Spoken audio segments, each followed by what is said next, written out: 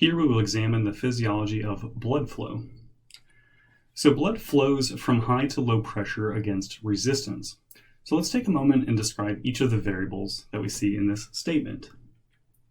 So blood flow is equal to the volume of blood flowing through a vessel or through a structure per unit time, which is usually measured in units of milliliters per minute. So recall that blood flow is driven from high pressure to low pressure, just like diffusion is driven from high pressure to low pressure. Speaking of pressure, we can describe pressure as the force per unit area exerted on the vessel walls by a fluid. In this case, that fluid is blood. This is usually expressed as millimeters of mercury, or mmHg. And finally, we have resistance, which is opposition to blood flow. And resistance is a measurement of how much friction the blood encounters as it moves through vessels. So if we want to change blood flow, can our bodies change the resistance to blood flow in order to make blood flow greater or make blood flow slower? So remember that as resistance goes up, blood flow will tend to go down. One source of resistance is blood viscosity, and recall that viscosity is a measure of the stickiness of fluid. So a higher viscosity usually equates to a higher resistance, and a lower viscosity equates to a lower resistance. And conditions like polycythemia, anemias, or even excessive sweating, which can reduce the fluid in the blood, can alter blood viscosity.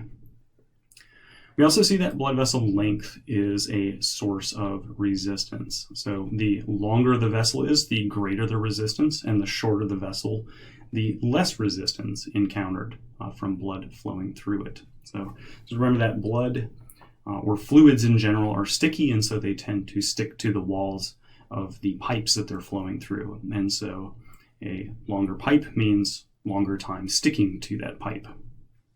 We also see that blood vessel diameter is a source of resistance, and large diameter vessels generally have very low resistance, while small diameter vessels have very high resistance. So let's first examine whether the body can easily alter blood viscosity in order to change resistance.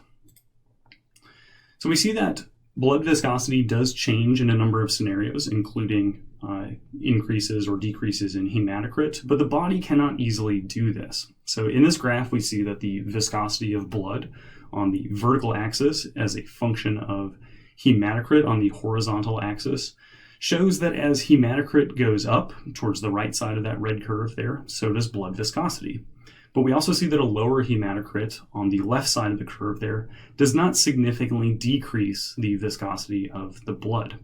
So attempting or trying to alter the blood viscosity is really not the best way that the body can use to go about altering resistance to blood flow. So we see that altering blood viscosity to change the resistance to blood flow is not something that the body is easily capable of doing. But what about blood vessel length? Does the blood vessel length change in order to alter resistance? So it turns out that only capillaries can really change their length significantly, whereas arteries and veins cannot. So we see that changing blood vessel length is not really the best way that the body can use to alter resistance in blood vessels. So that really leaves us with blood vessel diameter. So we see that vessels can easily alter their diameter in order to change resistance. And vessels can alter their diameter due to the presence of smooth muscle bands in their tunica media. So let's examine why blood vessel diameter is so important.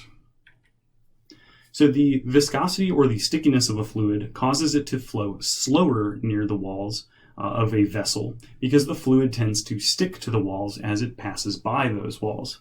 So small diameter vessels or pipes have more wall relative to the space that's in the middle. So in this diagram here, what we're seeing is that these arrows here are indicating the velocity of fluid flow, and we see that maximum velocity of fluid flow, or VM, is highest in the middle of the vessel and lower towards the walls because that fluid is sticking to the walls as it passes by them.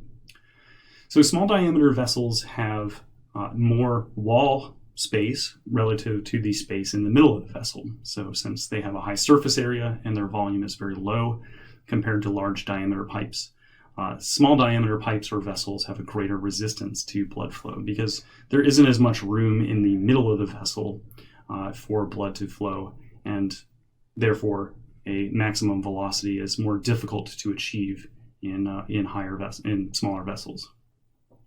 So in smaller diameter pipes, the VM, or the maximum velocity of the fluid, is much lower, while in larger diameter pipes, the VM is much higher. So, which isn't necessarily a bad thing, as we'll see when we discuss capillaries in a later lecture in this module.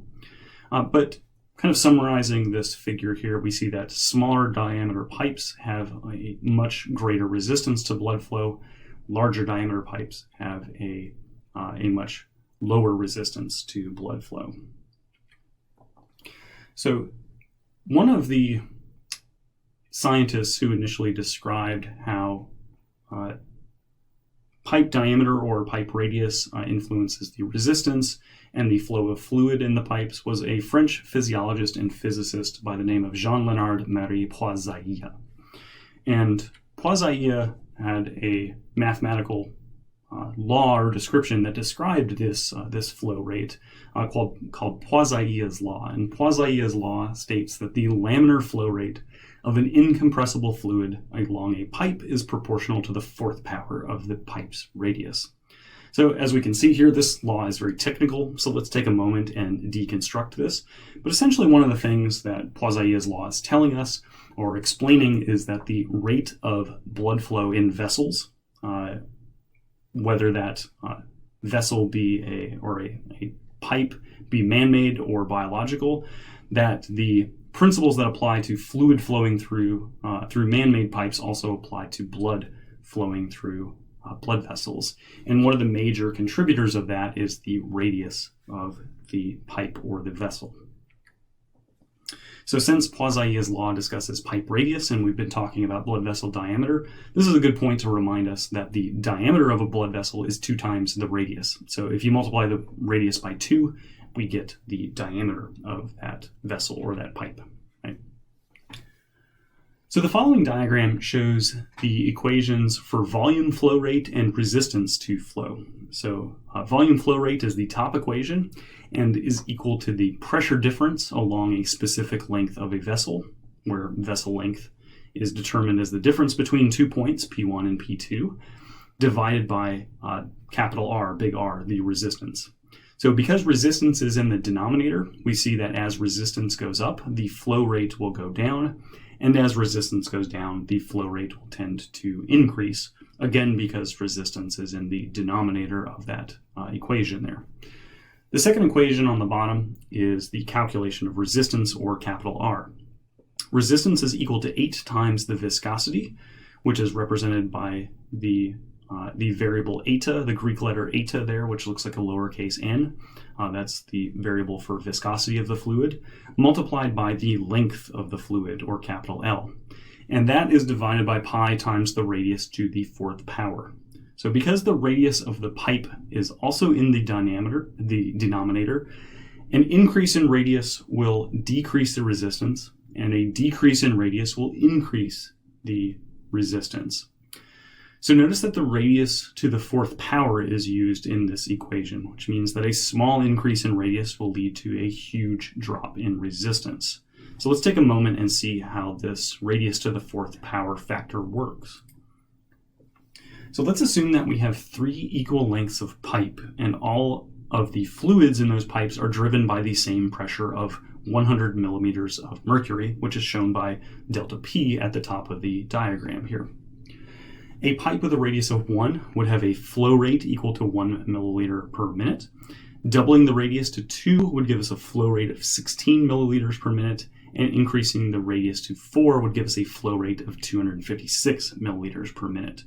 So that means in this system, if you quadruple the radius, going from a radius of 1 to a radius of 4, we see that the flow rate would be 256 times better, thanks to that R to the 4th power factor. So we see again here that blood vessel radius and therefore diameter have a huge effect on blood flow. So if the radius of a blood vessel is high, the resistance will be low and the flow will be high. Whereas on the other hand, if we have a radius that is low and a resistance that is high, blood flow will also be very low as well. So putting this in kind of a practical example, let's say for a moment that you go to Cookout and you order your favorite milkshake. You have two choices of straws. One is the wide diameter short straw that's on the left, and the other is a thin, long, and small diameter straw on the right. Which of these would you pick to make drinking your milkshake easier? So you'd want to pick the short, wide straw because it has less length and a greater radius, which means that it would have less resistance to flow of the milkshake within it. So the same principles that we saw apply to blood flow apply to this situation as well. So one thing that we see with things like atherosclerosis, where we have plaque buildups on the walls of blood vessels, significantly increases the resistance to blood flow because it's decreasing the radius or the diameter of the pipe. In fact, in this lower diagram here, we can see that the lumen of the what looks like an artery here is represented by this little kind of crescent moon shaped here because the rest of the diameter of that artery is blocked by atherosclerosis plaques. So that significantly decreases the radius or the diameter of the pipe, which is going to significantly increase the resistance to blood flow in this situation.